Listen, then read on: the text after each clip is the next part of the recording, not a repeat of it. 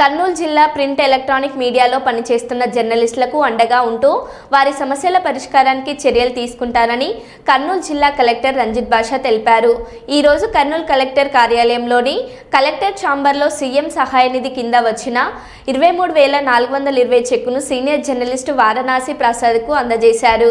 ఈ సందర్భంగా senior journalist మిసాల రామస్వామి మాట్లాడుతూ ఈ మధ్య కాలంలో అనారోగ్యం కారణంగా ఓవైపు జర్నలిస్టులు మృతి చెందుతున్నారని, మరోవైపు ఆపరేషన్లు చేయించుకొని బయటపడుతున్నారని, రాష్ట్ర ప్రభుత్వం జర్నలిస్టుల హెల్త్ కార్డు అన్ని ప్రైవేట్ హాస్పిటల్లో వర్తింప అయ్యేలా చూడాలని కోరారు.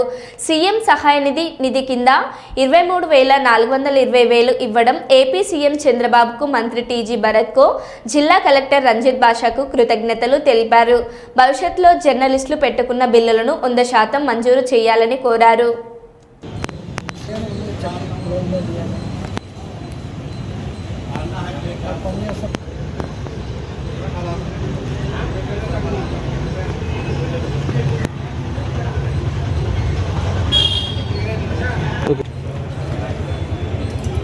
కొన్ని అనారోగ్య కారణాల వల్ల హాస్పిటల్లో జాయిన్ అవ్వాల్సి వచ్చింది.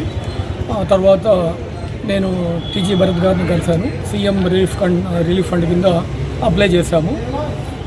అది వచ్చేసి మనము 45,000 రూపాయలకు గాను మనకి సీఎం రిలీఫ్ ఫండ్ ద్వారా 23,000 వచ్చింది. టీజీ భరత్ గారికి, కలెక్టర్ గారికి నా ధన్యవాదాలు.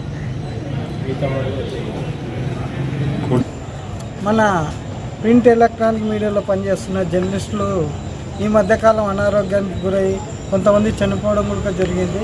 అయితే డిసెంబర్ వరకు హెల్త్ కార్డు పనిచేయనందువల్ల మన వరప్రసాద్ గారు తన సొంత ఖర్చులతో ఆరోగ్యం చూపించుకున్నారు. అయితే మేము ముఖ్యంగా తెలియజేయడం ఏమంటే, జర్నలిస్టులు పనిచేస్తున్నారు కానీ వాళ్ళ పట్ల ఆరోగ్యం పట్ల ప్రభుత్వము కొంత అలసత్వం ఉందని చెప్పేసి కనబడుతుంది.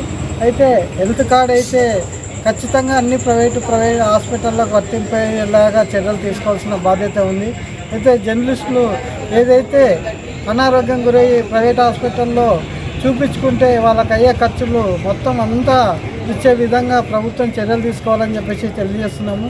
అయితే ఈ మధ్యకాలంలో వారణాసి ప్రసాద్ గారు ఆయనకు హెల్త్ బాగాలేనందువల్ల 44,000 ఖర్చు రావడంతో అది సీఎం రిలీఫ్ ఫండ్ కింద మనం అర్జీ పెట్టుకుంటే కేవలం 23,000 రావడం అనేది మేము కొంత బాధపడుతున్నాం.